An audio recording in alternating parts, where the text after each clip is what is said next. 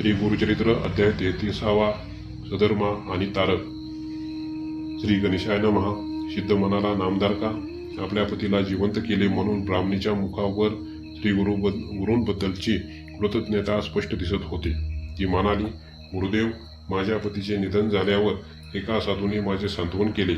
सहगमन करण्यापूर्वी श्री गुरूंचे दर्शन घेऊन मगच प्रेतावर अग्निसंस्कार करावा असे सांगून तो गेला. त्याने माझ्यावर मोठे उपकार केले आहेत. मी त्याला कधीच विसरणार नाही. तेव्हा श्री गुरु म्हणाले, मुली, आम्हीच त्या साधूचे रूप घेऊन आलो होतो. आम्हीच ती रुद्राक्ष दिली. रुद्राक्षांचा महिमा खूप मोठा आहे. रुद्राक्ष धारण केल्याने पापे नाहीशी होतात. रुद्राक्षाची पूजा केल्याने लिंगार्चनाचे पुण्य मिळते. ते धारण केल्याने चारी पुरुषार्थ साध्य होतात.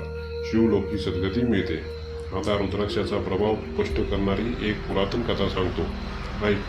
काश्मीर देशाच्या राजाचा सधर्म हा पुत्र, तारक हा त्याच्या प्रधानाचा पुत्र. सधर्म व तारक एकाच वयाचे होते. दोघांमध्ये चांगली मैत्री होती. ते दिवसभर एकत्रच असायचे. ते दोघे शिवभजन करायचे. सर्वांगाला भस्म लावायचे. रुद्राक्षांच्या माळा घालायचे. त्यांना राजवैभव, उंची वस्त्रालंकार यांचा जराही रुची नव्हती. माता पित्यांनी आग्रह करूनही ते ऐकत नसत. त्यामुळे राजा व प्रधान दोघेही चिंतामग्न होते. एकदा त्रिकालज्ञानी पराशर ऋषी भद्रसेनाला भेटण्यासाठी आले असता राजाने त्यांना सधर्म आणि तारक यांचे आचरण सांगितले. पराशराने त्या दोन्ही मुलांचे दिव्य दृष्टीने अवलोकन केले व म्हणाले, राजा, या दोघांच्या वर्तणुकीचे रहस्य त्यांच्या पूर्वजन्माशी निगडीत आहे. नंदी नगरात महानंदा नावाची एक धनाढ्य वेश्या राहत असे. ती शिवभक्त होती. अपार दानधर्म करायची. तिच्या स्वर्ण महालात एक नाट्यमंडप होता. ती तेथे संख्यांसहित नृत्य करायची. तिने मनोरंजनासाठी एक कोंबडा व एक माकड पाळले होते. तिने त्यांच्या अंगावर रुद्राक्षाचे अलंकार घातले होते. तिने त्यांनाही नृत्य शिकवले होते. महानंदा वेश्या असूनही पतिव्रते समान वागायची. तो मनुष्य तिच्या घरी यायचा. त्याची ती 3 दिवस पत्नी समान एकनिष्ठेने सेवा करायची. त्याला शिवस्वरूप मानायची. सर्व प्रकारचे सौख्य देऊन त्याला संतुष्ट करायची. एकदा शंकराने तिची परीक्षा पाहण्याची ठरवली. एका श्रीमंत वेश्याचे रूप घेऊन ते तिच्या महालात गेले. त्यांच्या उजव्या हातात अत्यंत तेजस्वी असे रत्नखचित शिवलिंग होते. ते पाहून महानंदा अक्षरशः मोहित झाली. तिच्या सख्यांनी त्याचे उत्तम आदरातिथ्य केले. महानंदेने त्या वैश्याला, आपण हे शिवलिंग मला देणार असाल तर मी सूर्य आणि चंद्र यांना साक्षी ठेवून 3 दिवस तुमची पत्नी होण्याचे वचन देते असे सांगितले. त्याने ते शिवलिंग तिच्या हाती दिले व म्हणाला, हे लिंग माझा प्राण आहे. ते जपून ठेव. त्याला हानी पोचली तर मी प्राणत्याग करीन. असे मान्य करून महानंदेने ते शिवलिंग नाट्यमंडपाच्या मध्यवर्ती स्तंभाला बांधून ठेवले.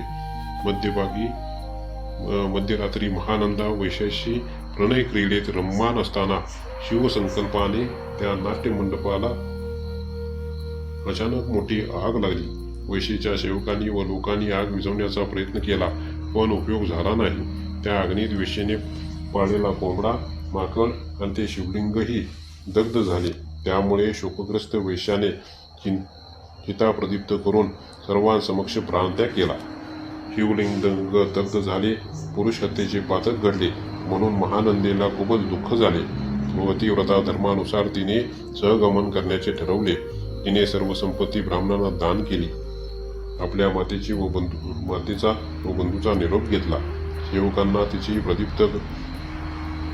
चिता प्रदीप्त करावयास सांगितली आणि शिवनामाचा घोष करून त्या दगदगत्या अग्निकुंडात प्रवेश केला.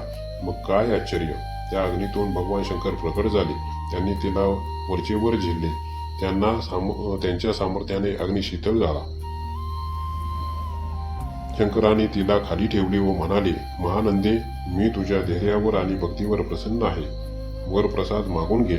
महानंदेने शंकराचे पाय धरले व म्हणाली, हे प्रभो, आता जन्ममरणच नको. मला माझ्या आप्तांना व सेवकांना तुमच्या चरणी अक्षय स्थान द्या. शंकराने महानंदेला स्वर्गमार्गे शिवलोकी नेले.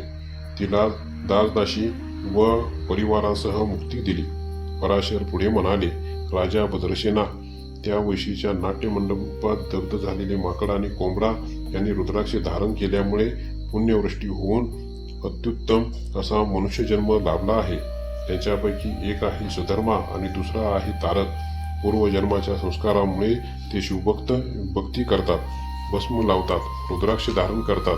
त्यांचे पुण्य अगाध आहे. ते ऐकून राजा व प्रधान दोघेही थक्क झाले.